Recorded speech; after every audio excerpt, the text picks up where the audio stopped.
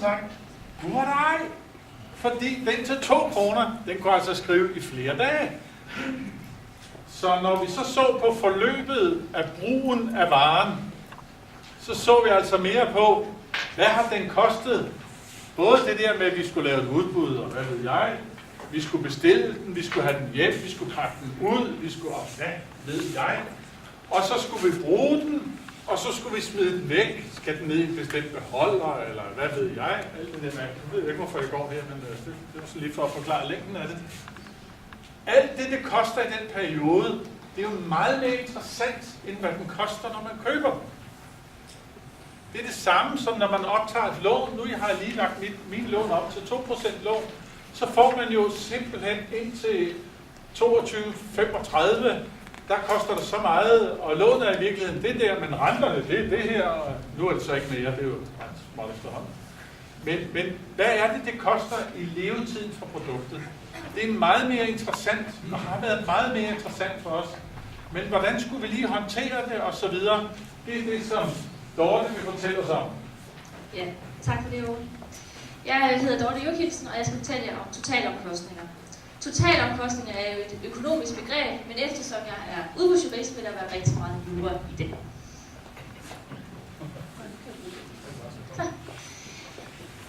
Først så vil jeg fortælle lidt om, hvad begrebet totalomkostninger er, altså hvad TCO det er. Så vil jeg komme ind på det nye tildelingskriterie, blandt andet omkostninger, som nævner nogle af de her TCO-omkostninger, eller nærmere den nye udbudslov definerer det som livscyklusomkostninger, altså et bredere begreb, det vi kender i dag fra TCO. Så vil jeg fortælle, hvad skolerne de skal være opmærksom på, hvis de vælger at lave et udbud efter det nye tildelingskriterie omkostninger, og igen, hvad leverandørerne skal være opmærksom på i forbindelse med de her livscyklusomkostninger. Og til sidst vil jeg fortælle, hvordan vi i IFIS vi arbejder med livscyklusomkostninger. Og hvis I har spørgsmål, er I meget velkommen til at stille dem undervejs. Eller vi tager dem afslutningsvis. Lidt om, hvad er TCO egentlig, og hvorfor kan det være relevant at anvende dem i forbindelse med et udbud. Når man kigger på et produkt, så er det jo ikke bare prisen nødvendigvis, der er det mest økonomisk fordelagtige. Ja, bare her. Okay, tak. Det er altså også, man kigger også på produktets levetid, hvilke omkostninger er der forbundet med det her produkt og anvendt produkt. Et rigtig godt eksempel kan være, hvis man køber en bil. Hvis man køber en billig bil, det kan være, at den her bil den altså ikke kører så langt på literen. Så den har et rigtig stort forbrug i forhold til enten benzin eller til diesel. Men hvis man nu købte en dyr bil i stedet for, så kunne det være, at den kørte meget længere på literen, og altså vil have en samlet totalomkostning, der var lavere end den billigste bil. Og det her det er nogle af de overvejelser, man bør gøre som ordregiver, og det har Finansministeriet også givet nogle eksempler på, eller principper om, hvordan man som offentlig indkøber laver et intelligent indkøb. Og det er blandt andet deres princip nummer 5, hvor man som ordregiver bør gå ud og overveje, om der kan være nogle TCO-omkostninger i forbindelse med sit indkøb.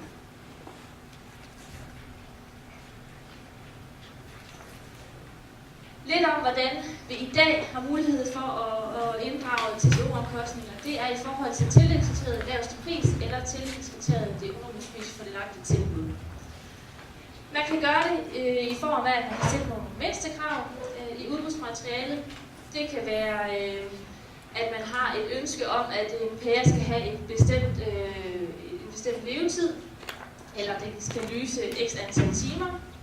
Man kan også vælge at gå mere ned og evaluere på pærens levetid. Og samlet set kan man sige, hvis man tager for eksempel økonomisk mest fordelagtigt tilbud, så laver man jo så et underkriterie, hvor man går ind og vurderer produktet, i stedet for at man bare sætter et mindstekrav. Og det kan godt være en fordel frem for at have lavet de her mindstekrav, fordi hvis man som ordregiver bare sætter nogle mindstekrav, så er det egentlig ikke sikkert, at man nødvendigvis får det mest fordelagtige tilbud, eller man kan straffe nogle af de leverandører, der egentlig kan tilbyde noget, et produkt, der eventuelt kan gøre bedre. Men hvad er man så som ordregiver forpligtet til i forhold til, hvis man har sat nogle mindstekrav, eller man har valgt, at de her TCO-omkostninger, de skal være defineret med i sit underkriterie. Hvis man har sat nogle mindstekrav,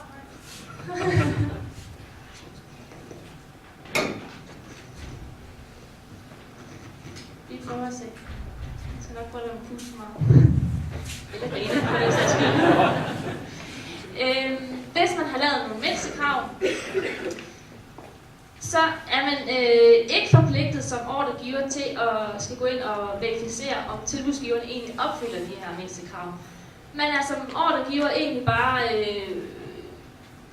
man bør egentlig bare stole på det, som tilbudsgiverne de afgiver tilbud på baggrund af de mindstekrav, man har stillet. Man kan også vælge at tage de mindstekrav med, hvor at man anmoder tilbudsgiverne om at skal dokumentere, at de simpelthen kan opfylde det her mindstekrav. En anden mulighed er også, at ordregiver er lidt usikker på, om de her mindstekrav, de nu har stillet, om tilbudsgiverne egentlig kan leve op til mindstekravet. Så må man godt som ordregiver gå ind og tjekke det. Men det er altså ikke noget, man er forpligtet til at skal. Man skal egentlig bare stole på det, som tilbudsgiverne de har afgivet tilbud på baggrund af. Men hvis det er, at man går ind og tjekker én tilbudsgiver, så kommer ligebehandlingsprincippet ind, og så skal man gøre det for samtlige tilbudsgivere. Hvis man har et underkriterie, hvor der indgår totalomkostninger, så er det jo noget, man går ind og vurderer. Så i den situation, der skal man altså kunne verificere det her TCO-omkostning. Det vil sige, at der skal foreligge en eller anden form for dokumentation for leverandøren. Men altså, overordnet, hvad er TCO, og hvad kan der være indeholdt i det? Altså, hvilke omkostninger kan det bestå af? Det er de omkostninger, der er i forbindelse med, at du anskaffer et produkt, og så er det den tid, hvor du bruger produktet, og så eventuelt, når du skal af med produktet. Og jeg har nævnt nogle eksempler på, hvad der kan være nogle TCO-omkostninger, og det er sådan noget som fragt, og det kan være i brugstræning, altså hvad koster det, jeg skal lære medarbejderne op i det her nye system, man eventuelt har købt, og hvad er der af serviceomkostninger og vedligeholdelse, og så igen bortskaffelse.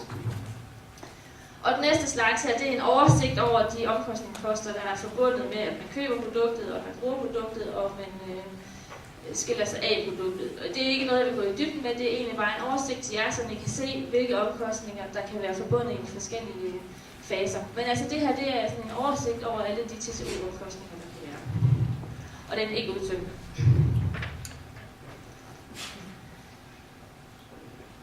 Efter den nye udbudslov, så eller tidligere kan jeg sige, der har det jo så været sådan, at tillidskriteriet det hedder det laveste pris eller det økonomisk mest fordelagtige tilbud.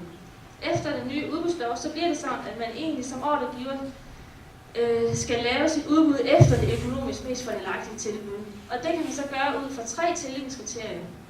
Og det er enten pris, omkostninger, eller det bedste forhold mellem pris og kvalitet. Og det er jo særligt i forhold til det her omkostninger, hvor livscyklusomkostningerne de kommer ind. Og det er så også blevet præciseret i den nye udbudslov i paragraferne 166-168. Og i paragraf 166, der er der oplistet, hvilke omkostningsposter man kan indregne i sin livscyklusomkostningsbetragtning. Og i paragraf 167, der er det ordregiver, der skal i sit udbudsmateriale og i sin udbudsbekendtgørelse forklare, hvilken beregningsmetode man vil bruge i forhold til, at man skal kunne udregne de her livscyklusomkostninger. For det skal nemlig være så gennemsigtigt for tilbudsgiverne, at de ved præcis, hvad det er, ordregiver beder om at få af dokumentation. Så har jeg lavet en oversigt her, eller en tidslinje, så man kan se, hvad forskellen egentlig er fra før og fra nu. Fordi livscyklusomkostninger er et bredere begreb end totalomkostninger. Totalomkostninger, som jeg tidligere har nævnt, det er altså de omkostninger, der er forbundet med, at man anskaffer et produkt, og du bruger produktet, og du afskaffer produktet. Men nu kommer der også ind, at man egentlig også må tage det med, der ligger før, at du anskaffer produktet. Altså de omkostninger, der kan være i forbindelse med en produktion. Og det kan være sådan noget som et fantastisk ord som miljøeksternaliteter. Og det er det, der adskiller sig fra de TCO-omkostninger, man kender nu, men hvor det så bliver bredere efterfølgende efter en ny tilbuds, eller efter en ny udbudslov, hvor det er livscyklusomkostninger, der defineres. Der står ikke noget omkring i loven TCO-betragtninger mere. Det er altså det her begreb, man kommer til at snakke om, livscyklusomkostninger. Så igen har jeg taget et eksempel med på en bil, for jeg synes, det er sådan et dejligt eksempel, med hvilke livscyklusomkostninger, der kan være forbundet med det. Og det er igen, jamen, hvilke omkostninger, der kan være til benzin og diesel, og er der eventuelt noget CO2-udledning, som man kan tage med i forhold til livscyklusomkostninger nu, fordi det er de her miljøeksternaliteter, man kan gå ind og kigge på. Er der en bedre garanti på den ene bil frem for den anden bil, som man også skal overveje? Er der nogle afgifter, der er billigere ved den ene bil end den anden bil? Reservedele? Kan det være billigere ved en bil end en anden bil? Det er alt sammen noget, man kan overveje som ordregiver, og man vil have med ind i sin evaluering af et produkt.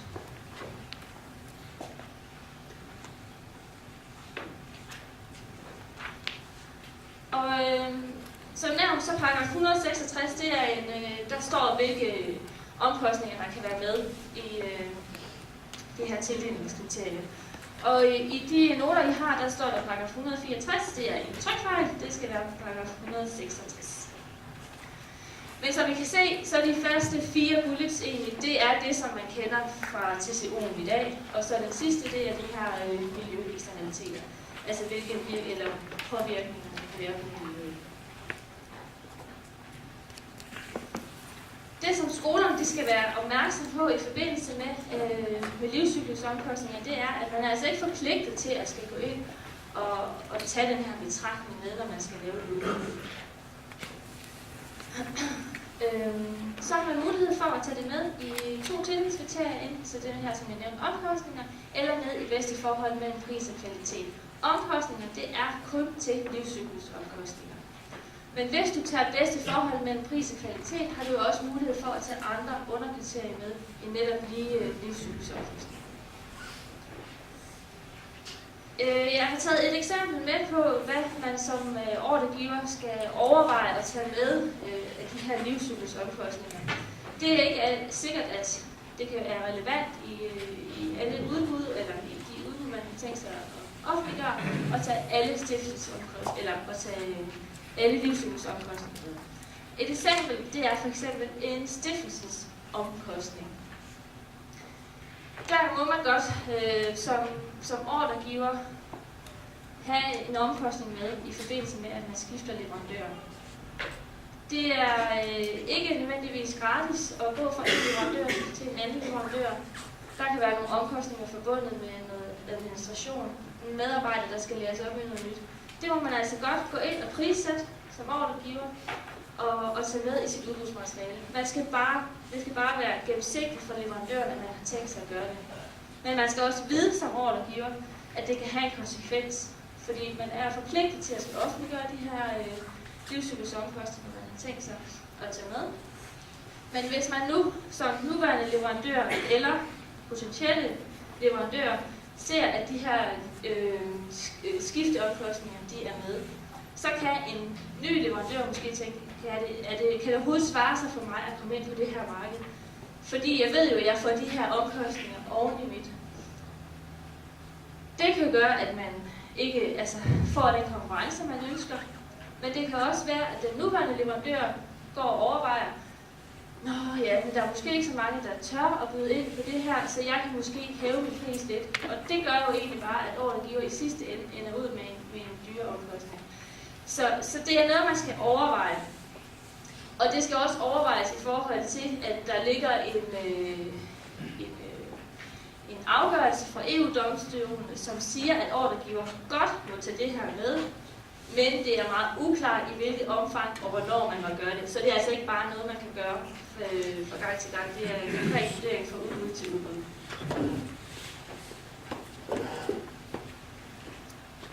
Det er så her i forhold til paragraf 167, hvor ordregiver skal anføre i udbudsmaterialet og i udbudsbekendtgørelsen, hvilke oplysninger som tilbudsgiveren de skal fremlægge i forbindelse med afgivelse af et tilbud, og hvilken metode, ikke mindst, som ordregiver har tænkt sig at anvende for at kunne værdisætte og verificere de her livscyklusomkostninger. Og det skal altså fremgå klart og tydeligt. Der skal være det her gennemsigtighedsprincip for tilbudsgiverne. Og jeg kan egentlig kun opfordre de tilbudsgiver, som læser noget igennem, hvor ordregiver har valgt at udbyde det efter livscyklusomkostninger, at hvis man ikke er sikker på, hvilken form for dokumentation man skal vedlægge sig tilbud, så spørg endelig ind i det her spørgsmål og svar-perioden. Så har vi paragraf 168, og det er egentlig den metode, som ordregiver skal anvende i forbindelse med beregning af livscyklusomkostninger. Og det er egentlig bare det her, der står her, det er det, som der står i paragrafen. Og det skal være baseret på objektive og verificerbare og ikke diskriminerende kriterier. Og det skal ikke, og man må ikke favorisere nogen frem for andre. Og så skal metoden være tilgængelig for alle økonomiske aktører, og de oplysninger, som kræves, skal kunne fremskaffes ved en rimelig indsats.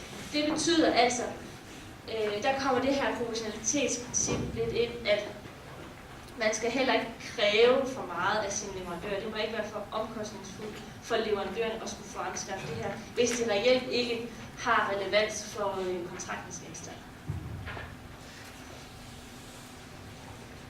Det, som brugerne også skal være opmærksom på, det er, at EU-kommissionen vil udarbejde et dokument omkring, hvordan man skal beregne nogle livscyklusomkostninger. Jeg har været lidt i dialog med Konkurrence- og Forbrugerstyrelsen om det er sådan en generel standardmetode, der kommer, men det er det ikke. Det bliver bare på nogle bestemte områder, hvor der kommer en beregningsmetode.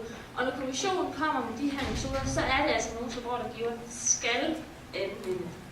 Ellers må ordregiver selv definere, hvordan man kommer frem, eller hvordan man laver sin beregningsmetode. Det, som leverandøren skal være opmærksom på i forhold til livscyklusomkostninger, det er, at det er et bredere begreb, end man tidligere har kendt, hvor man bare kun har tænkt på den her TCO-omkostning. Og så igen, at det er altså ordregiver, der har en forpligtelse over for tilbudsgiver og gøre det her udbudsmateriale så gennemsigtigt som muligt, således at tilbudsgiverne ved, hvilke dokumentation de skal fremlægge i forbindelse med deres tilbudsafgivelse. Eftersom det er blevet præciseret i loven, at der er kommet livscyklusomkostninger ind, også med det her nye tildelingskriterium omkostninger, kunne man godt forestille sig, at der kommer flere udbud med det, hvor man tager flere af de her livscyklusomkostninger ind i betragtning. Men hvordan vil vi i IFIAS arbejde med livscyklusomkostninger? Det er sådan, når vi skal i gang med et udbud, der har vi en faseplan over, hvilke faser vi skal igennem for at ende ud med et udbudsmateriale. Og en af faserne, det er en indledende dialog med markedet, hvor vi simpelthen går ind og undersøger, kunne det være relevant at anvende TCO eller livscyklusomkostninger i det her tilfælde, og finde frem til, hvilke det kunne være. Og det vil så ende ud i, at når vi har de her udbudsseminarer, som vi også tidligere var inde på, hvor vi ligesom har den her dialog med vores leverandører, høre dem omkring de her omkostninger, vi har fundet frem til, om det egentlig er noget, man kan værdisætte, og om det kan verificeres af ordregiver. Og der er det ligesom tilbudsgivende, vi håber lidt på, at der vil være på banen og hjælpe os at finde frem til, hvilke livscyklusomkostninger der kan være. Fordi vi ved nødvendigvis ikke altid, eller tænker ikke altid over de livscyklusomkostninger, der kan være i forbindelse med et produkt. Det er I mere i stand til at kunne hjælpe os frem til at finde. I den forbindelse kan man jo også spørge jer ind til, som ordregiver, og vi kender nogle standarder til, hvordan man kan lave en beregning på de her livscyklusomkostninger.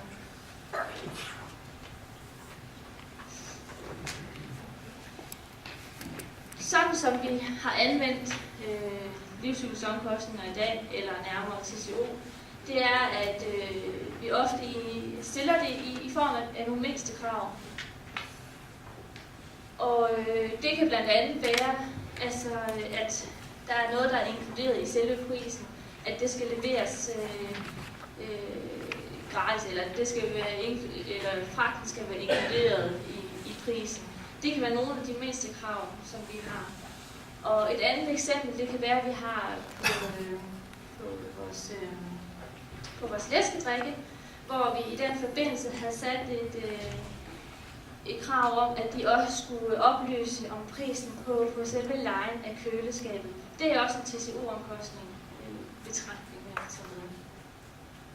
Og en anden ting, jeg lige vil nævne her på faldrebet, det er, at de her mindste krav eller underkriterier, man har sat, hvordan skal man så som ordregiver sikre, at tilbudsgiveren egentlig lever op til det? Fordi det kan godt være, at man har evalueret, og at tilbudsgiveren har sagt, jamen vi opfylder alle mindste krav, men hvad nu hvis det så efterfølgende viser sig, at det ikke er tilfældet, så har man jo egentlig ikke formået at finde det produkt, der var det bedste. Så anbefalingen, det kan være, at man så skriver det ind i sin kontrakt, så man ligesom forpligter tilbudsgiveren til at leve op til de her TCO-omkostninger. Og det kan man jo så gøre ved, at ordregiver foretager en kontrol, stikprøver af produktet, og så eventuelt nogle sanktionsmuligheder over for leverandøren i tilfælde af, at produktet alligevel ikke lever op til de krav, man har sat. Men det var det, jeg havde om livscyklusomkostninger. Så hvis I har nogle spørgsmål, er I meget velkommen til at stille dem.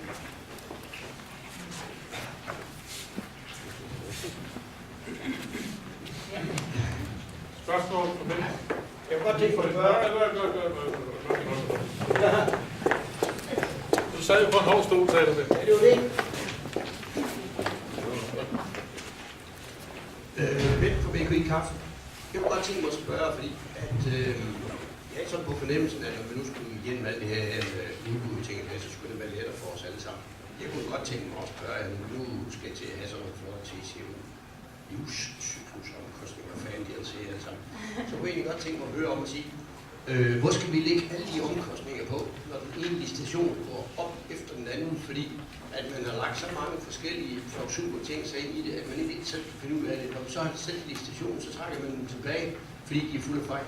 Vi har stort set oplevet inden for de sidste 2 år. Jeg tror, jeg kan sige, at nogle af dem har været helt op, går 4 og 5 gange som de værste.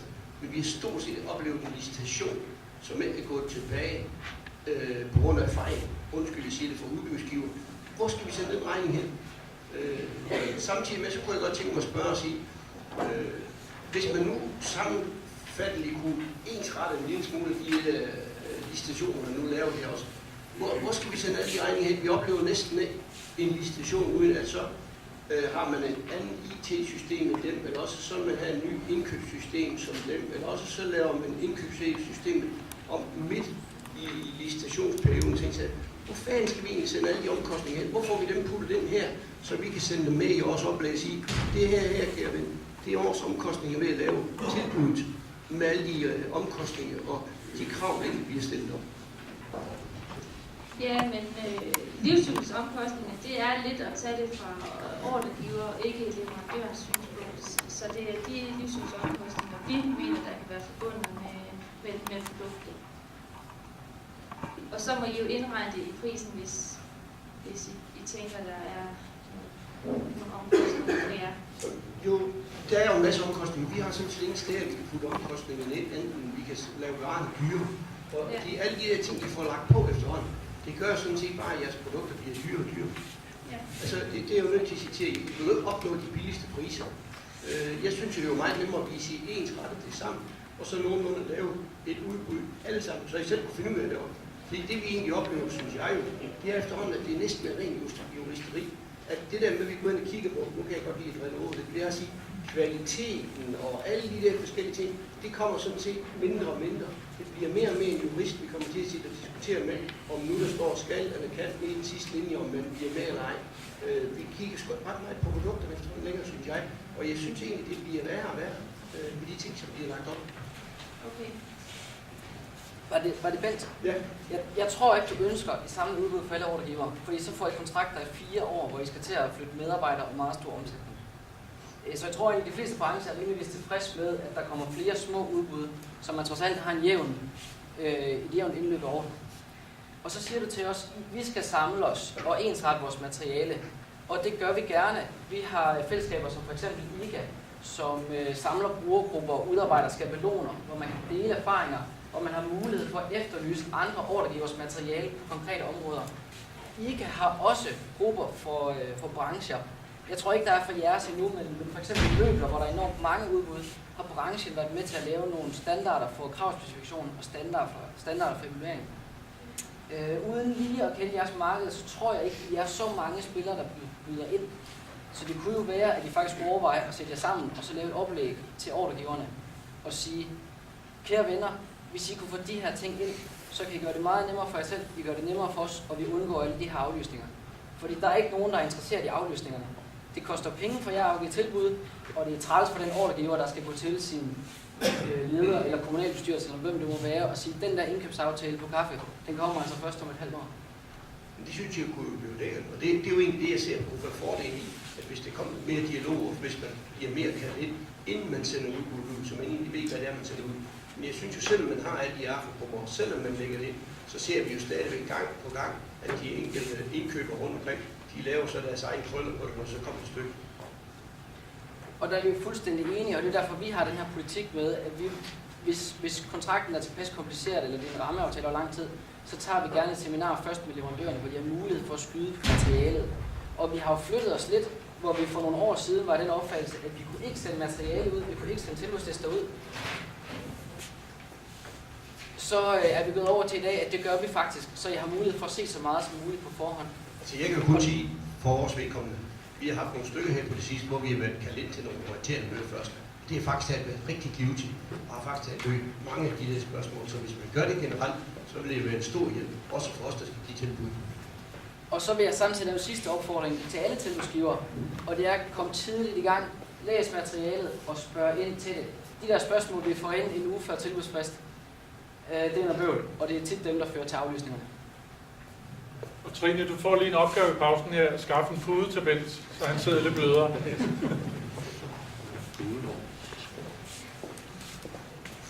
Ja, så det er spørgsmål.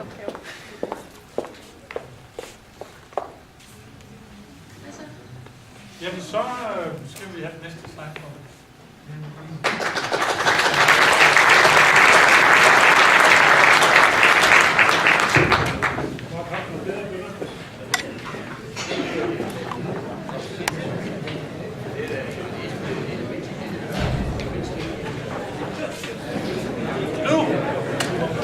Nu er der så frokost, og der er pause.